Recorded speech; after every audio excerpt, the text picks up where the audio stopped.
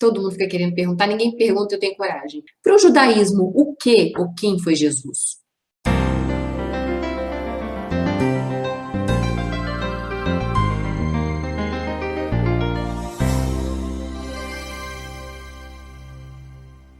Olá pessoal, bem-vindos a mais um vídeo aqui no Sobrevivendo na Turquia. Muito feliz com a sua participação no canal.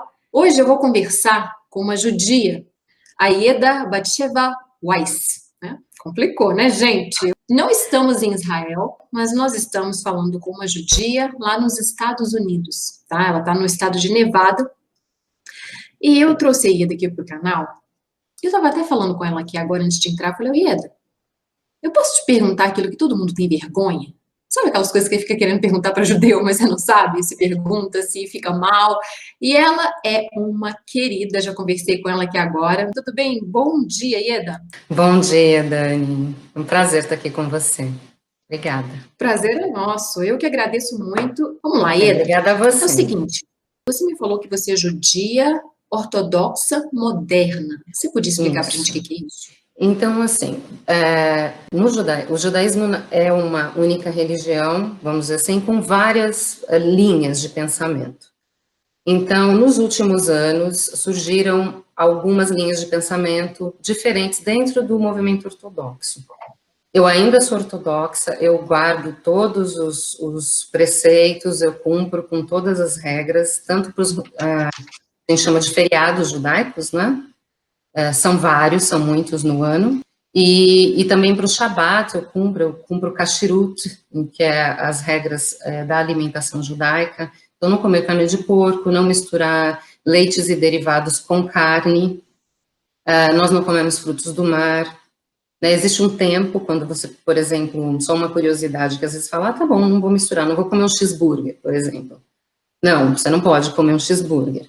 E quando você come carne, uma carne que é kosher, que foi abatida, ou kasher, como a gente fala em português, foi abatida da forma certa e tudo mais, você tem que esperar uma quantidade de horas, que varia dependendo do segmento que a pessoa pratica, de 5 a 7 horas de intervalo para você consumir leite e derivados.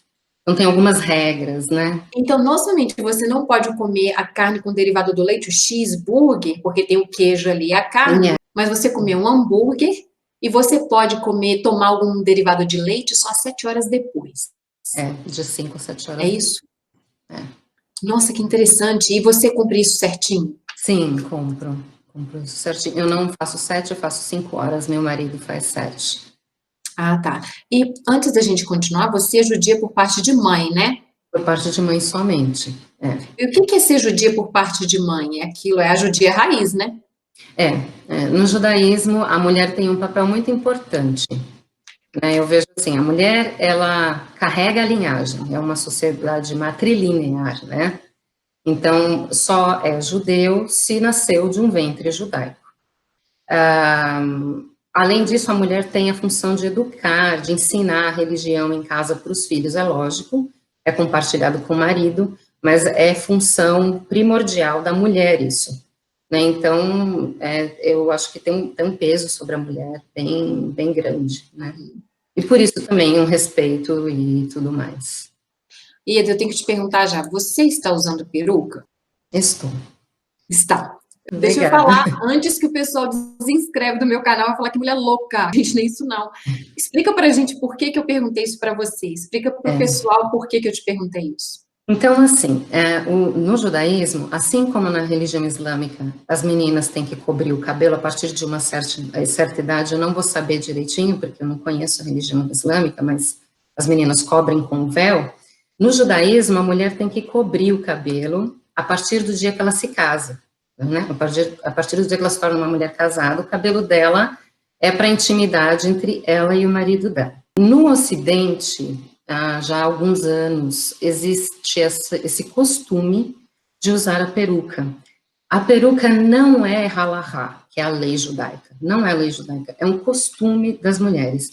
Isso foi criado porque as mulheres judias aqui no Ocidente, nos Estados Unidos, principalmente na Europa, elas não queriam chamar atenção cobrindo o cabelo com véu. Porque hoje a gente vê várias pessoas na rua cobrindo o cabelo aqui com véu, judias e muçulmanas. Mas há 20 anos atrás, 30 anos atrás, não era assim. Então, as mulheres judias, para não chamarem a atenção da população, para meio que desaparecer na multidão, começaram a usar perucas, tanto aqui quanto na Europa. E isso é um hábito hoje. Mas eu por exemplo, dependendo da situação, eu cubro só com um lenço e saio. Ou, se eu estou em Israel, por exemplo, o que eu me sinto mais à vontade, porque tem várias judias que cobrem o cabelo, eu cubro só com um lenço e saio. Entendi. Então, se faria mais ou menos o papel do hijab muçulmano, mais ou menos, Isso, né? mais Cobrir ou os menos, é. cabelos. A única pessoa que pode ver o cabelo é o marido. Ou Ah, uma atividade aqui, que nem eu tenho uma filha, tudo, tô sozinha com a minha filha, eu não tem problema da minha filha ver o meu cabelo. aí o que que eu pensei? Eu pensei, você varia um pouquinho, você coloca uma peruca diferente, uma Não, coisa assim. então, eu não,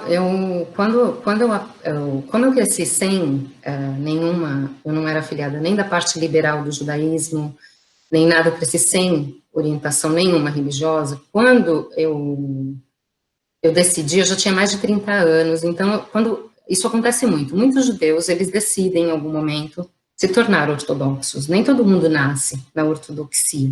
E aí eu fui aprender essa questão de cobrir o cabelo, e a pessoa que me ensinou, né, o rabino que me ensinou, ele era muito assim, de falar a coisa na real, ele falava assim, existe o hábito de usar peruca, mas isso não é halakha. Então, isso não significa que você tem que ter a peruca mais cara, Sim. a peruca mais elaborada, é só para cobrir o seu cabelo. Hoje tem muita discussão sobre isso, porque tem mulheres que têm perucas assim, super longas, lindas, e que custam muito dinheiro. Lógico, a pessoa pode, eu até entendo isso, porque a mulher, ela quer estar bonita, né? É da natureza feminina. Mas existem muita discussão entre os religiosos se isso é correto, se isso não é, porque está perdendo o propósito e tudo mais. Isso. Então, você falou muito das tradições e das festas religiosas do judaísmo, eu tenho muita curiosidade em saber alguma Uhum. coisa. Gente, para quem não sabe, tanto no judaísmo quanto no Islã, a circuncisão, ela é obrigatória, vamos falar assim, né? A criança geralmente completa 5, 6, 7, não tem uma idade certa, não, tá? A partir de 5 anos, eles fazem a circuncisão, por que 5 e não 4, 3, 2? Porque a criança tem que lembrar que foi circuncidada, tá? Isso é para tradição do Islã. Interessante, já É, aprendi alguma coisa aí. muito interessante, sim. É um marco importantíssimo para o muçulmano, a circuncisão. Então, como que é aí para vocês, para o judaísmo? Existe uma idade certa? Sim, existe. O menino, ele é circuncidado no 8º dia de vida. Por quê? A relação disso está relacionada à criação, que Deus criou o mundo em 6 dias, no 7º ele descansou da obra que havia feito, é por isso que a gente guarda o Shabat, que é o 7º dia da semana, e no 8º a criança, o menino, ele é circuncidado. O 8º dia representa além do material, então além de tudo que foi criado, então é a nossa ligação sobrenatural, a ligação do menino sobrenatural com Deus. Então, é o bebezinho mesmo, né? O único caso que muda é se a criança nasceu com algum problema, por exemplo, uma icterícia, precisa ficar mais tempo no hospital, a família informa o rabino, e o rabino vai acompanhando e faz depois, mas é a única exceção, é quando tem um problema de saúde, assim. Entendi. Aí tem essa leniência, claro, né? É, Então, para quem não sabe, gente, a circuncisão é a retirada cirúrgica do prepúcio, tá? Outra coisa que eu queria te perguntar, uma coisa que é muito importante para os judeus, que é o bar mitzvah. Gente, isso aqui é uma coisa muito importante para eles. Você podia explicar para a gente um pouquinho? sim. Nós temos os dois, o bar mitzvah e o bat mitzvah. Bar é filho, bat, filha. Quando o menino completa 13 anos de idade, ele passa a ser considerado responsável pelas boas ações, por cumprir os mandamentos e tudo mais, porque mitzvah vem de mitzvot, que é boas ações, né, fazer o que é correto. Então, presume-se que nessa idade o menino já esteja preparado para isso. Existe uma diferença para a menina na ortodoxia. Na ortodoxia, a menina é considerada capaz dessa responsabilidade a partir dos 12 anos. Mas isso é uma questão mais ritual, de achar que a mulher amadurece primeiro que o homem.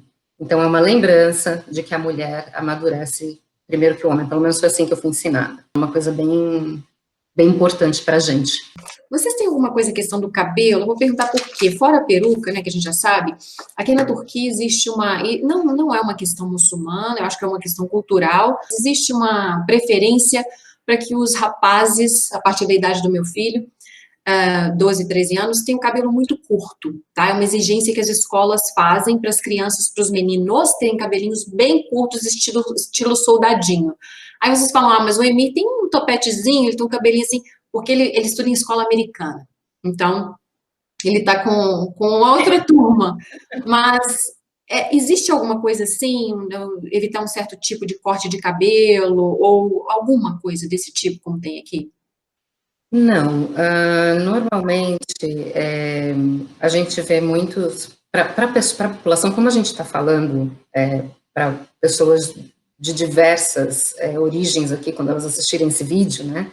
Então, assim, a gente sempre vê os judeus, principalmente o ortodoxo, de branco e preto, o cabelo muito curto, e com aquele cachinho aqui, o peyot, né, que na verdade, aquilo representa o compromisso dele com Deus, a ligação dele com Deus, né, o compromisso dele, o comprometimento.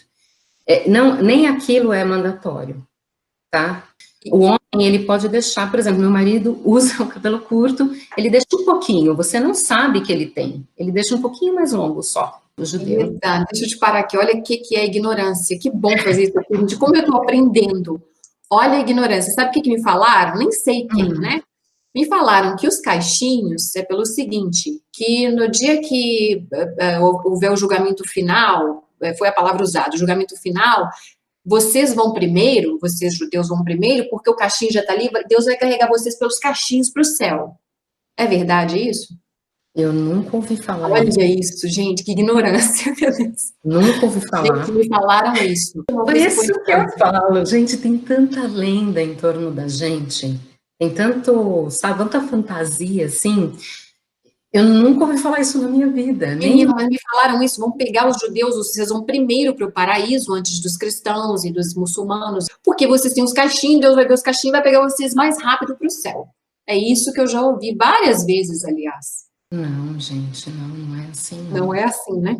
Imagina, se você vê os homens, você vai ver que tem homens que têm uns super compridos, assim. Você vê em Israel, você vê super compridos, outro bem pequenininho, outros que nem o meu marido que só usa kippah e não usa, e você não vê, mas tá lá, mas você não vê. Já encontrei pessoas em sinagogas ortodoxas, homens, rapazes com cabelo longo, kippah, o cachinho lá, entendeu? Então, assim, não existe, o rabino não vai falar, olha, você tem que cortar o seu cabelo, você tem que cortar ele deixar só o seu peyot lá, não. Seguinte, vamos falar de uma coisa que eu acho que o pessoal deveria saber, eu também gostaria de saber a sua resposta. Todo mundo fica querendo perguntar, ninguém pergunta, eu tenho coragem.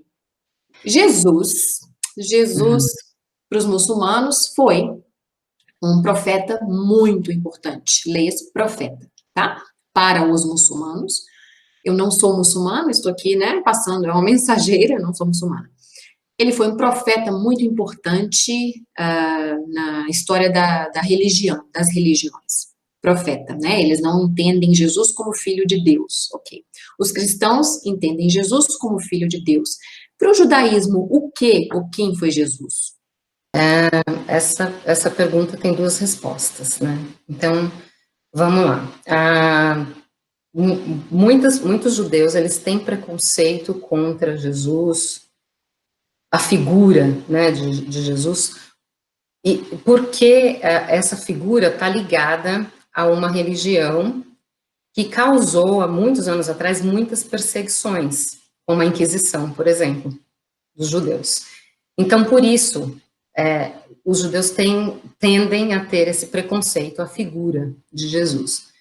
Mas hoje, por exemplo, você já encontra livros como um livro chamado, eu não sei se tem tradução para o português, chamado The Kosher Jesus. Ele foi escrito por um rabino que é formado em psicologia, bem famoso aqui nos Estados Unidos, o Rabino Boter, e que ele passou 10 anos estudando a vida de Jesus e colocou tudo isso num livro, tudo que ele encontrou. Então, existe essa resposta que talvez a pessoa pergunta, quem é Jesus para você? Enquanto um judeu na rua, ele vai falar, ninguém, não é nada, não foi nada. E já vai ter uma outra linha do judaísmo que vai falar assim, não, Jesus foi um judeu, né, ele era judeu, ele viveu há mais de 2000 anos, ele trouxe a religião mais para perto do homem, não ficou sendo uma coisa tão atributo do rabino, mas para o homem do dia a dia, mas para a pessoa do dia a dia.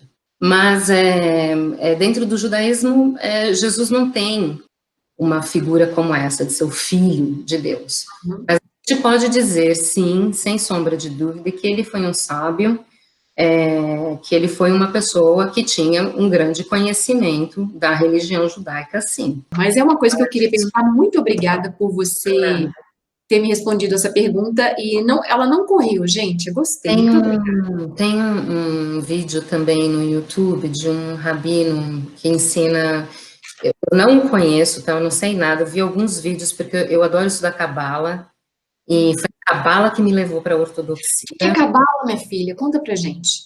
Cabala vem da palavra Kabbalat, que é receber.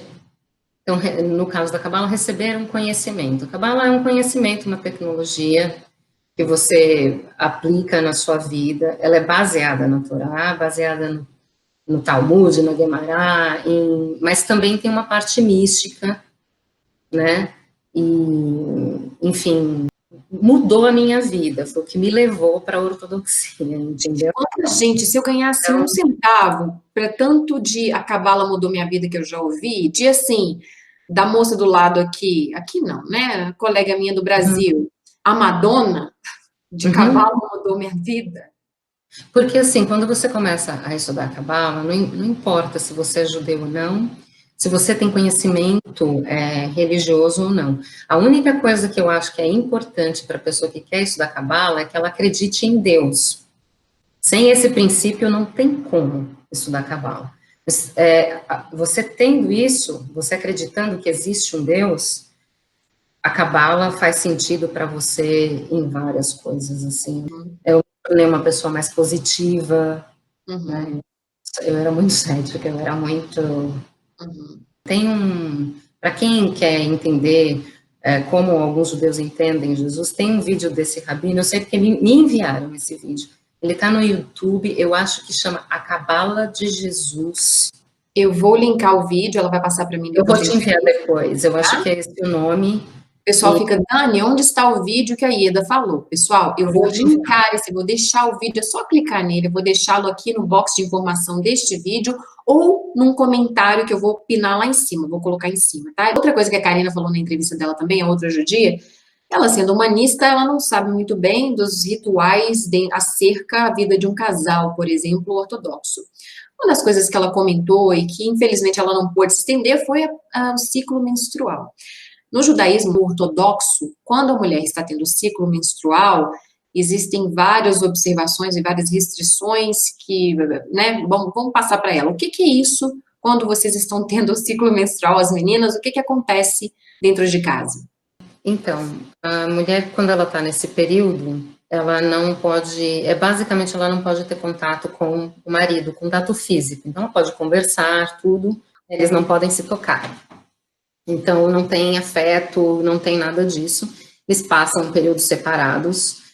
Tem casais que dormem em quartos separados, tem casais que dormem em camas separadas, né? Mas a regra é essa. E aí existe uma contagem que varia também de acordo com o costume sefaradita ou ashkenazi, a quantidade de dias que conta a partir do primeiro dia que a mulher não tem mais sangue, não tem mais o período dela.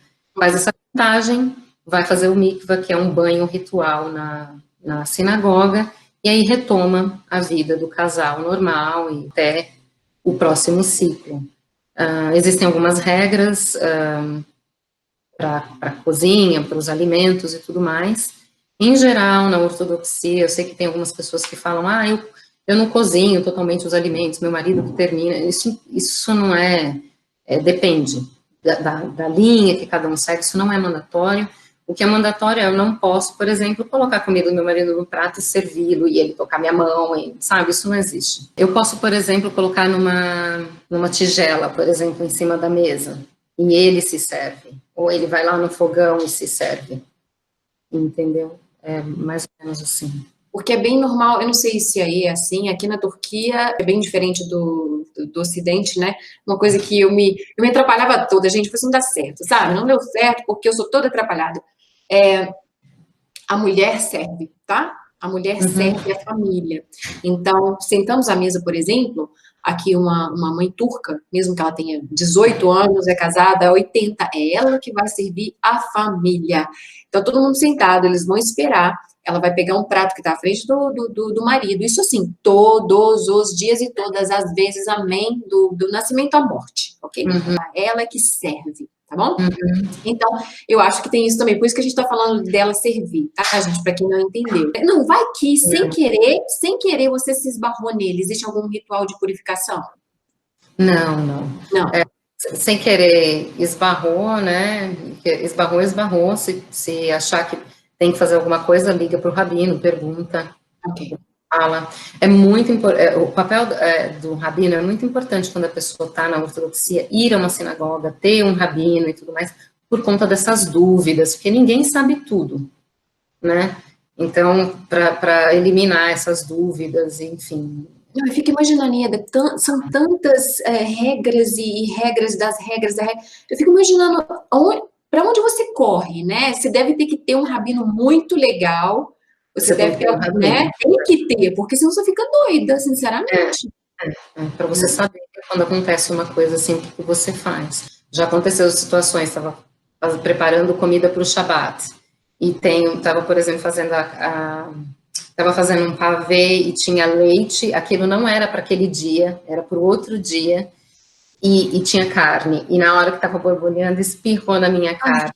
E aí eu falei, pronto, agora, como dizer, meu pai lascou-se tudo, né? Você tem que ligar para o rabino, saber o que faz, ele que vai avaliar a quantidade e tudo mais, dizer se você joga tudo fora ou não. Nesse caso, eu não precisei jogar tudo fora, mas é ele que vê, porque a gente não tem condições de avaliar isso. E é o que você está falando, são muitas regras, gente, não vou nem entrar, assim, são muitas. Então, é o seguinte, casamento, vamos passar para casamento, que é uma forma de é um contrato social muito importante, cristão com cristão, ateu com ateu, é um contrato social muito importante. Imagina, dentro de uma religião tão forte quanto o judaísmo e o Islã, né?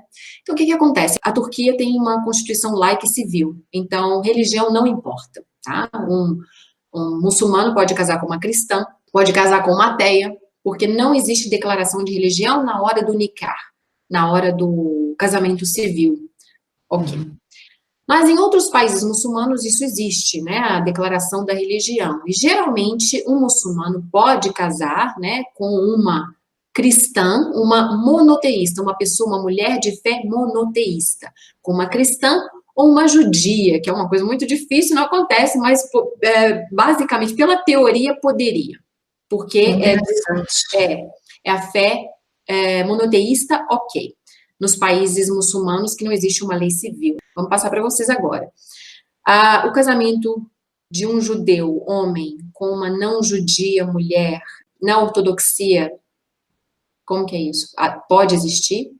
Na ortodoxia não existe. Na ortodoxia você só casa com um judeu que seja ortodoxo. Mas eu converto, Ieda, eu vou me converter, eu vou me converter, e aí? Não existe essa coisa de vou me converter para casar. Tá? Um rabino vai falar não. Com certeza não. Mas Rabino, Ieda, vem aqui comigo, Ieda. Mas, Rabino, eu vou ler a Torá, o Talmud, eu vou fazer o que o senhor quiser. Não vai. Na ortodoxia, o período mínimo de conversão para um não judeu, homem ou mulher, são 2 anos. É o período mínimo. Olha isso. E você estuda, tem que estudar. E tem mesmo, porque, como eu falei, tudo tem regra, entendeu? São muitas regras. A pessoa, para tomar um copo de água, ela tem que recitar uma bênção sobre a água antes de tomar. Entendeu? E assim, cada tipo de comida tem uma bênção específica. São tantas coisas que a pessoa tem que aprender que leva tempo. E mesmo, eu acredito que mesmo depois de 2 anos, você ainda desliza, você ainda faz algumas coisas não corretas, porque não fazia parte da sua rotina, você ainda está aprendendo. Se uma pessoa que é judia e vai se tornar ortodoxa tem que aprender, imagina uma que não era, você tem que aprender tudo. Você tem que começar com tudo. Leva muito tempo. Uma outra coisa que é exigida pela comunidade ortodoxa é que essa pessoa candidata a se converter, ela viva dentro da comunidade ortodoxa. Por quê? Para ter a oportunidade de conviver, de aprender os costumes, de aprender como guarda um Shabat e tudo mais. Para o não-judeu, ele vai passar por esse período, e se o rabino achar que essa pessoa está pronta, ele vai fazer todo o processo junto a um Beit Din. O Beit Din é, na verdade, um tribunal judaico.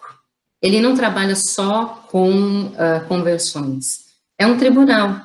Se você tem um problema comercial com outro judeu, se a pessoa está te devendo, você não consegue resolver por outros meios legais, e você quiser levar para o Beit Din, você conversa com o seu rabino, da sinagoga onde você vai, e ele submete para o Beit Din que ele conhece, que ele está acostumado a trabalhar com.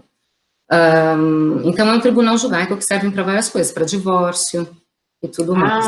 Mas, gente, o divórcio, se vocês não assistiram, eu tive o prazer de entrevistar uma judia não ortodoxa, humanista, né? A Karina Stend. Ela é uma graça também. Uma pena que o áudio ficou tão... no dia não estava bom, né? Mas a entrevista está maravilhosa. Coloque seu fone de ouvido, show a entrevista. Vou deixar linkada no fim desse vídeo também. É uma judia também, raiz, por parte de mãe. A Karina, ela nos indicou o vídeo o tribunal ou julgamento de Viviane Amsalem. Famoso. Maravilhoso. E aquela atriz, gente, nossa, e o ator. Gente, eu vou falar uma coisa com vocês. Eu adoro o filme de Hollywood, como todos nós, né, gente? Para. Mas se vocês querem tomar uma aula, show de cultura, deixa Hollywood e Blockbuster um pouquinho de lado um dia, gente, não vai custar a vida de ninguém. Assistam filmes do Irã, Israel, esse julgamento aqui de Viviane Amsalem. Assistam esse vídeo, a profundidade do vídeo, a substância, a textura daquele vídeo.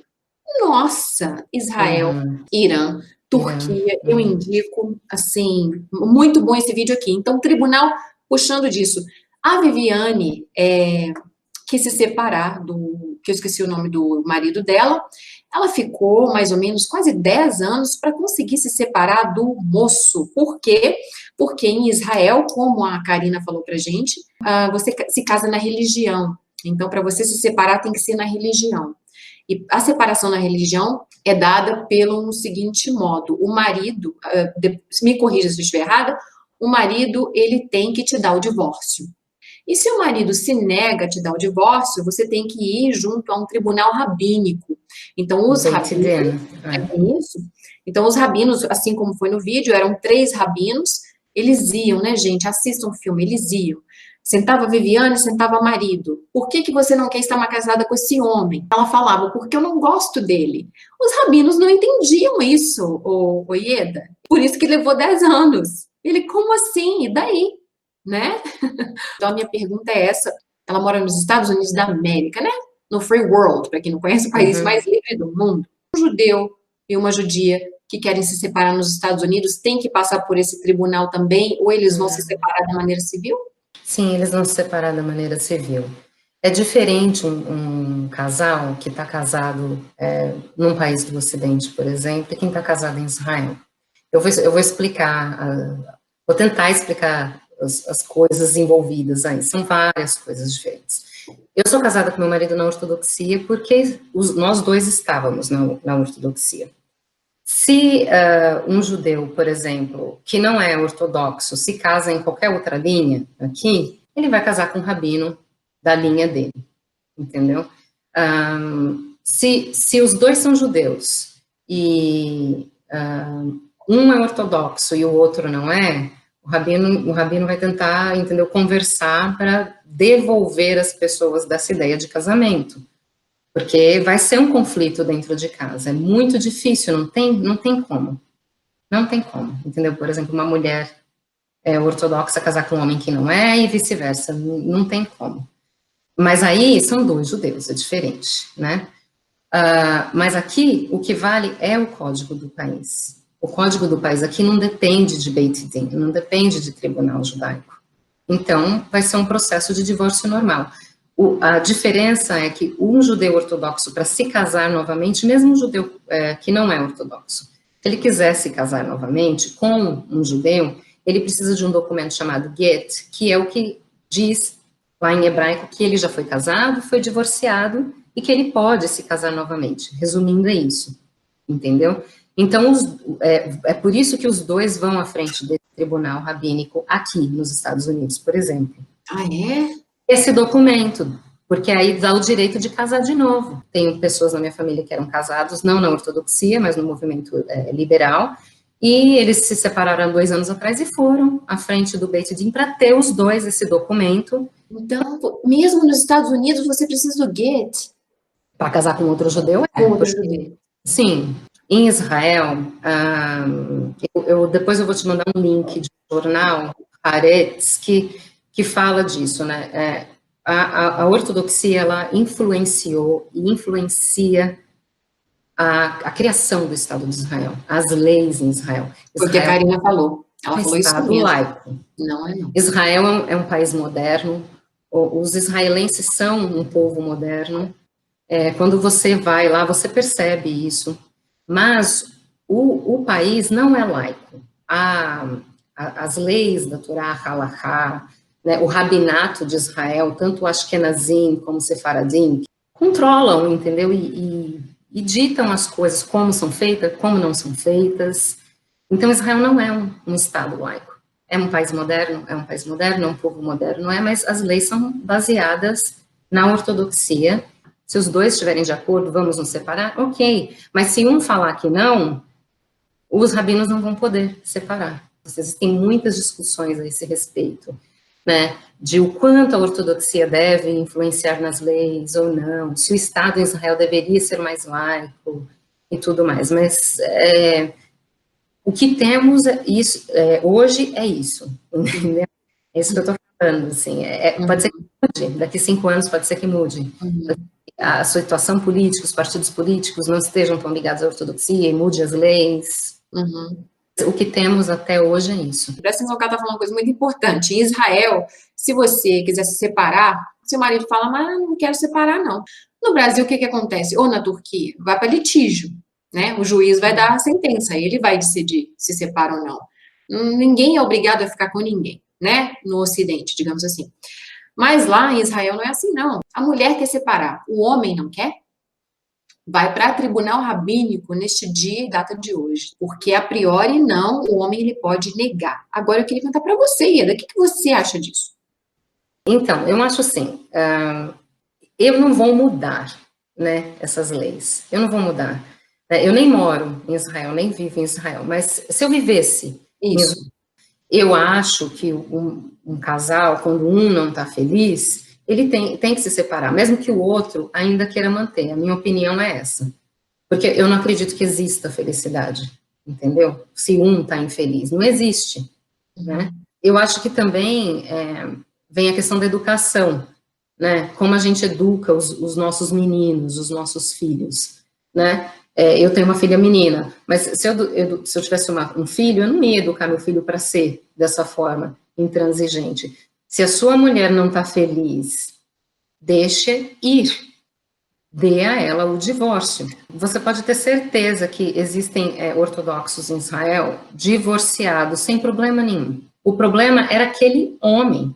Então, é como a pessoa é educada, sabe? É como a pessoa é talhada mesmo para a vida. Eu vejo que tem muita gente assim, aqui nos Estados Unidos principalmente, aqui tem muita gente que quer se converter ao judaísmo. Sempre tem, o rabino sempre recebe alguém que está interessado, que acha bonito, que quer. Não sei como é que é no Brasil. Mas assim, no Brasil é complicado porque não existe Beit Din, não tem tribunal rabínico. Não existe conversão válida sem tribunal rabínico.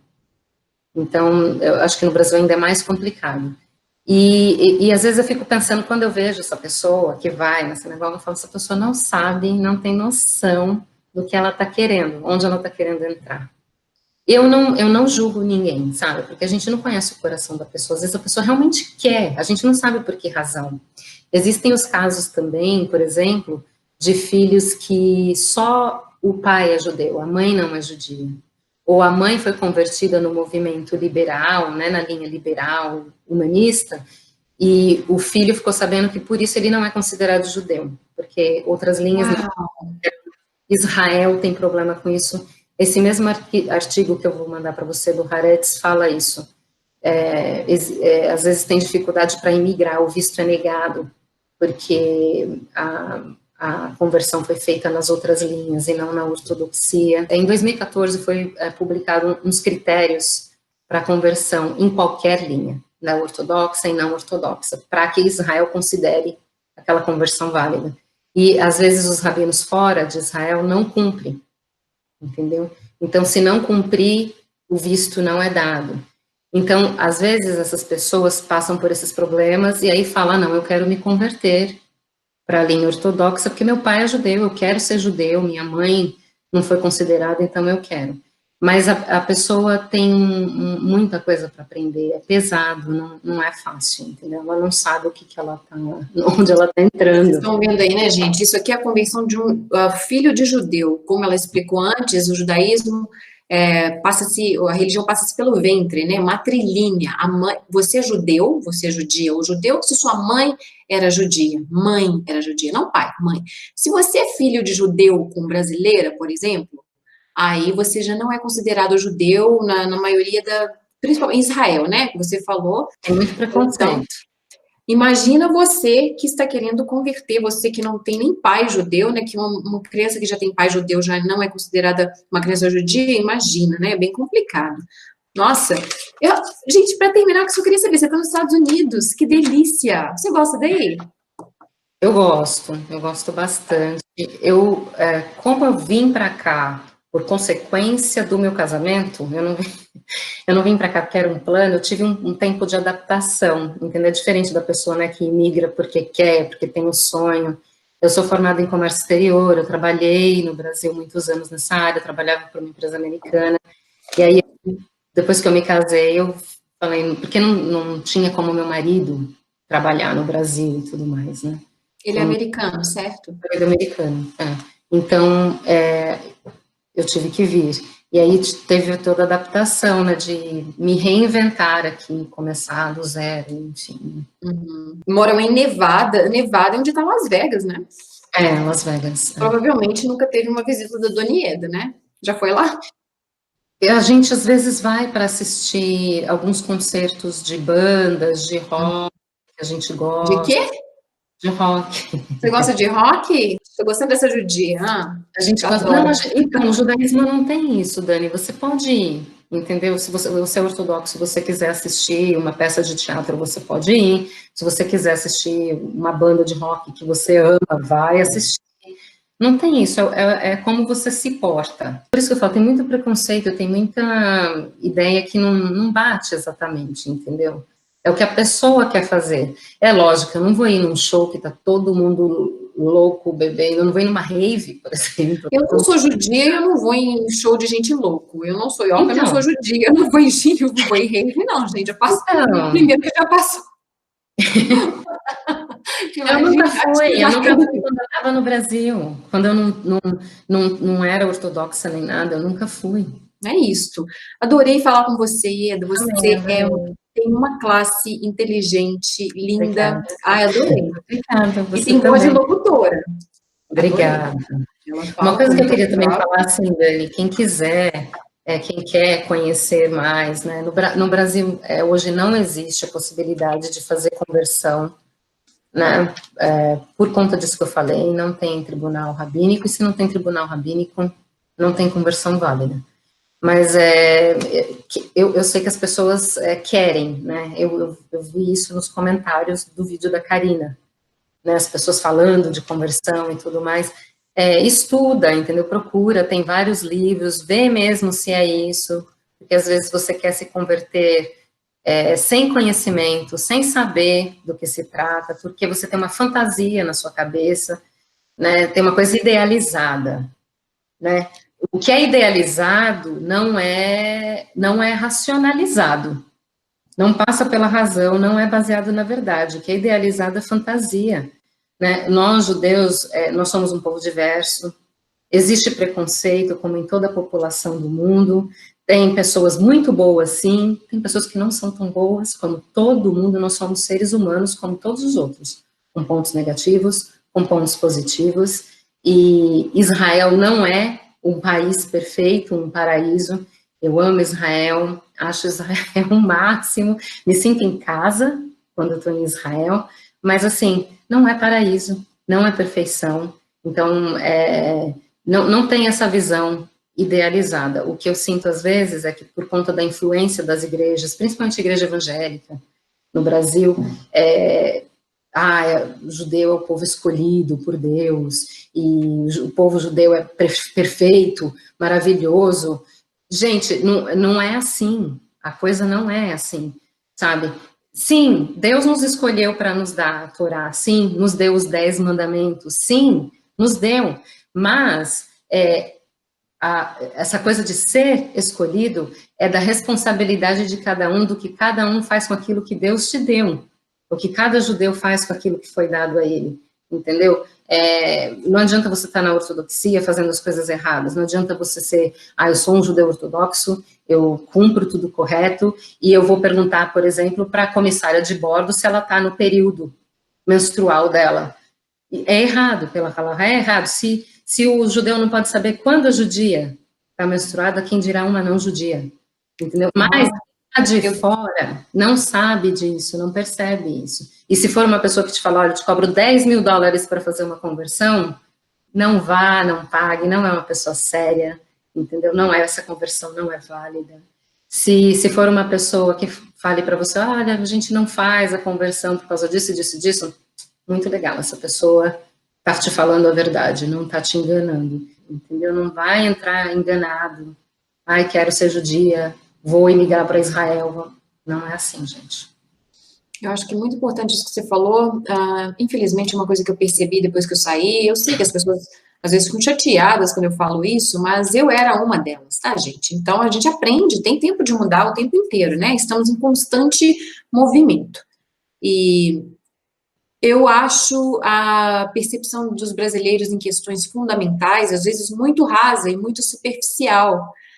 Adora-se muito facilmente. Isso eu estou falando de gente educada, jornalista que é influenciador muito sério no nosso país, jornalista caso plural. Anyway, eu acho que a nossa análise é ali, ó, é bem aqui assim, não dá uma olhadinha dentro. Eu não estou falando isso por mal também, sabe? Julgando a pessoa, porque às vezes a pessoa tem um desejo sincero de fazer as coisas corretas, e quer mesmo, mas então, se você quer fazer correto, estuda, vê se realmente isso é para você. É uma conversão que não tem validade, e um rabino sério, ele vai te falar a verdade. Ele vai te falar a verdade. Por isso que eu falo, procure as pessoas que te falam a verdade. Pode não agradar os ouvidos, mas é melhor a verdade. Exatamente. Viemos de um longo caminho, né, sobreviventes na Turquia. Vocês lembram que no começo vocês brigavam muito comigo? Agora somos aí mais de 100 mil, com o canalzinho verificado. Vocês brigavam muito comigo no começo. Gente, o que essa mulher vai ser louca? Não é isso, gente, não é isso. Eu convido vocês a verem as coisas de uma outra maneira, da maneira que eu aprendi aqui no Oriente, entendeu? Que eu acho que é uma maneira muito mais madura de ver certas coisas, eu acho, né, que eu aprendi muito com os turcos, muito, né, isso eu devo para eles, quem eu sou hoje, bom ou ruim, eu devo aos turcos, eles me ensinaram. Então, vou deixar a Ieda aí, muito obrigada por tudo, e antes de despedir da Ieda, queria falar para vocês, gente, se vocês também quiserem conversar comigo, é só entrar em contato pelo Facebook, tá, Sobrevivendo na Turquia, também por e-mail, bojone@hotmail.com tá aqui. Se você fala, Dani, eu queria fazer uma entrevista, ou eu queria bater um papo com você em vídeo, aí eu vou ver se você tem um perfil do canal. Geralmente, as pessoas que entram em contato comigo, que é bem legal, tem, tá? Que a pessoa já sabe quem eu sou, como é que funciona aqui. Se você tem um caso enorme para me falar, eu te aconselho, do fundo do meu coração, não entre em contato comigo pelo Instagram. Gente, eu sou velha, eu acho um absurdo ficar escrevendo no dedinho, eu sou péssima para aquilo, tá bom? Então, entre em contato comigo, onde eu consigo digitar para eu te dar uma resposta elaborada, porque eu tenho o maior prazer em falar com você, tá? Todo mundo sabe que meu trabalho fora da câmera é muito grande. E eu faço isso com prazer e as pessoas sabem disso. E eu tenho um prazer em te dar uma, sei lá, uma força ali naquele problema que você está passando. Isso é por isso que esse canal existe. Isso aqui é um pouco dele, tá? Mas vem para Instagram e eu vou falar, não achei legal. É o máximo que eu vou falar porque eu não consigo digitar, é péssimo. Então já fica a dica aí. Quer falar direitinho comigo? Pelo e-mail ou pelo Facebook, e é isso. Muito obrigada. No Mais Gerais, Ieda, bom dia. Eu estou dando boa noite, porque aqui na Turquia é quase 11 horas da noite. Muito obrigada, tá? Obrigada a você. Um beijo, Dani. Sucesso, mais sucesso para você. Muito obrigada, muito obrigada. Tchau. Então, tchau, pessoal. Até mais. Tchau, tchau.